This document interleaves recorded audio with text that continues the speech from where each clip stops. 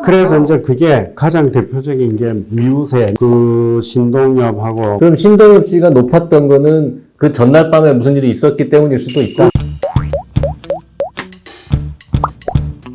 멀쩡한 의사들의 본격 재능 낭비 프로젝트. 나는 의사다 시즌4 보이는 라디오입니다. 지금 되게 어색해 하시면서 오늘 재능 낭비 해주러 굉장히 높으신 분께서 오셨습니다. 네. 그를 소개를 해드리면 가장 최근까지는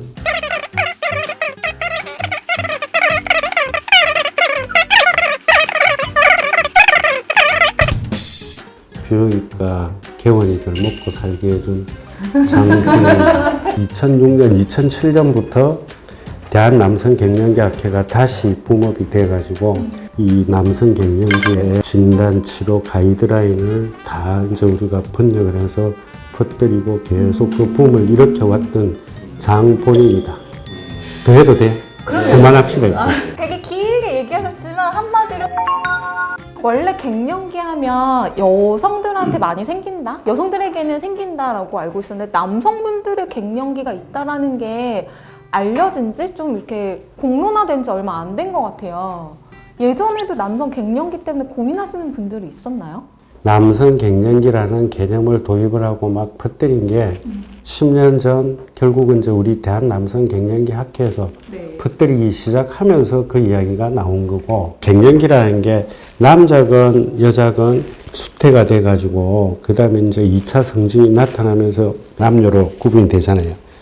그러면 그 각각 성 호르몬은 각각의 성으로 분화 발달돼 나오는데도 필요하지만 여자는 여자, 남자는 남자로서 그 표현형을 유지하면서 살아가기 위해서 꼭 필요한 호르몬이잖아요. 그랬는데 이 여자들은 누구나 40대 중후반이나 50대 초중반이 되면 누구나 다 예외 없이 폐경이 오잖아요. 그렇죠. 생리가 끊기잖아요. 생식 능력이 떨어지잖아요.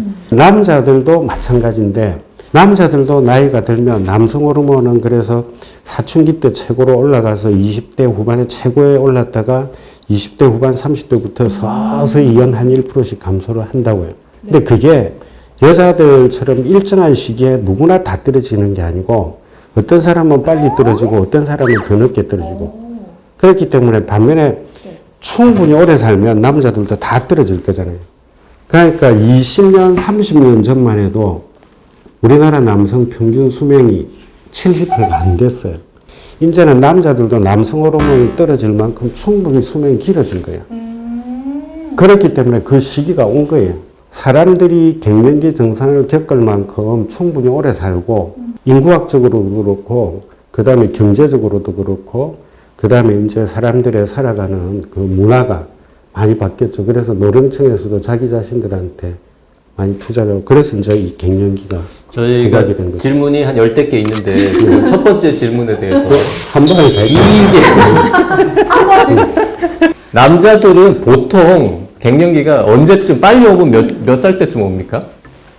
그러니까 이제 20대 지나 30대부터 떨어지기 시작하는데 대개 40대가 돼야 그래서 40대 초반에서 중반 그래서 원래 남성 갱년기의 정의에도 중년 남성 남자가 나이가 들면서 그래서 30대 때 테스토스테론치는 측정을 안 합니다.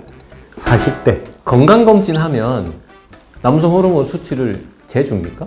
재는 데도 있고 안 재는 데도 있는데 그래서 이제 한 10년, 20년 전에 이런 개념을 처음 이야기를 할 때 선별검사로 테스토스테론을 측정을 해야 되느냐 그거 갖고도 말이 되게 많았어요. 필요 없는 걸 가지고 왜 쓸데없이 다 하느냐. 그런데 요즘은 각종 국제 가이드라인에도 다 선별검사로 테스토스테론을 측정을 해라고 되어 있어요. 요즘은 웬만한 데서는 그래서 검진이 비싸면 비쌀수록 다 합니다. 근데 문제는 그게 한 번 측정해가지고 알 수가 없기 때문에 한 번 측정해서 조금 낮다 하면 한 번 더 해봐야 되거든. 그래서 테스토스테론 호르몬치가 일정하지가 않기 때문에 또 다른 인자에 의해서도 영향을 많이 받거든요.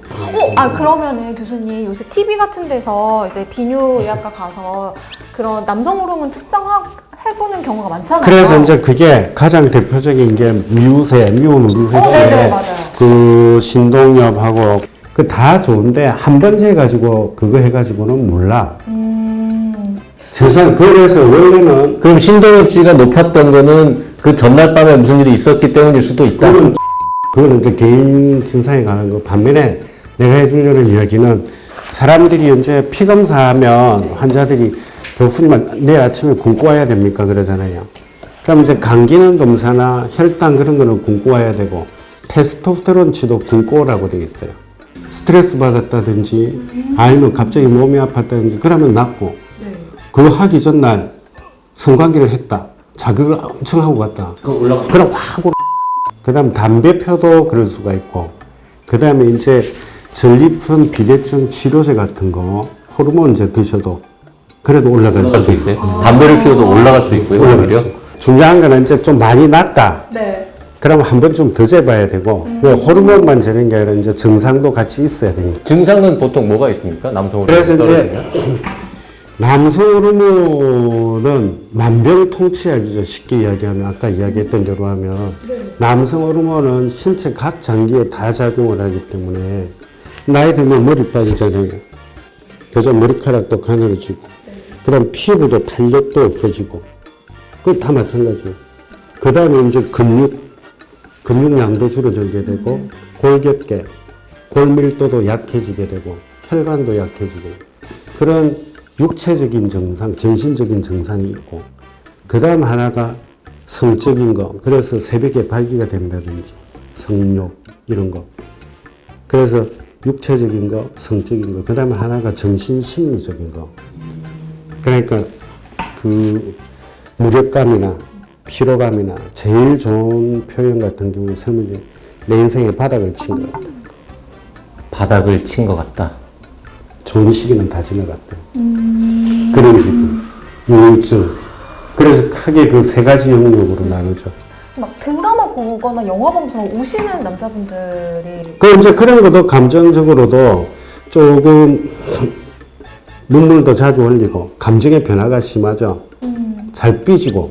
그래서 이제 그게 왜 그러냐면 그 다음에 글루코스 내당량도 떨어지는 게 나이 들면 배고픈 거 못 참거든. 그러니까 남자들이 집에 갔을 때 밥 안 주면 짜증이 나는 거야. 둘 다 같이 갱년기일 가능성이 많죠. 이해를 못 하니까 그렇죠. 둘 다 서로 이해를 못 하니까 찢어질 거면 굳이 올 필요 없고 그냥 찢어지면 돼요. 살 거면 서로를 이해를 해야지. 모르는 사람끼리 만났으니까 그죠? 그 다음에 찢어지더라도 찢어지면 서로 새로 출발할 수 있게 아예 일찍 찢어져.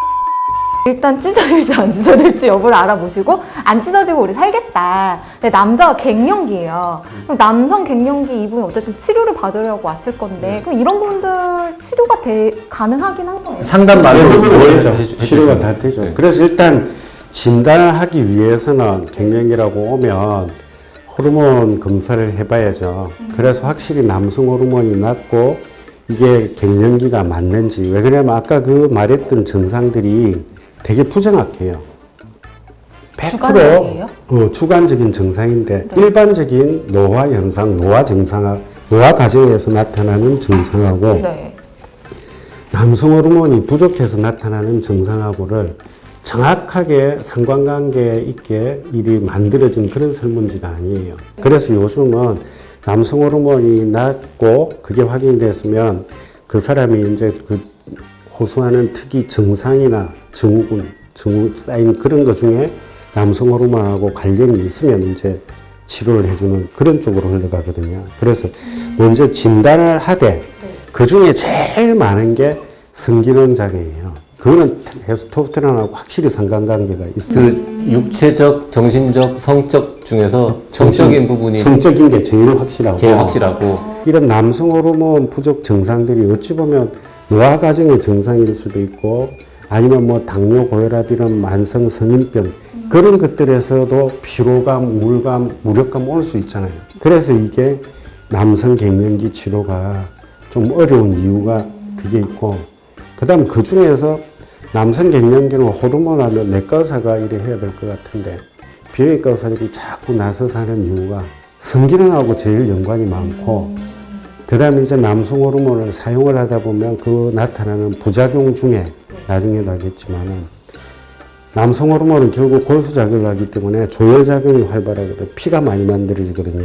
전립선 안전도를 검사를 꼭 모니터링을 해야 되기 때문에 성기능, 전립선 그 두 개 다 비뇨기과에서 보는 거잖아요.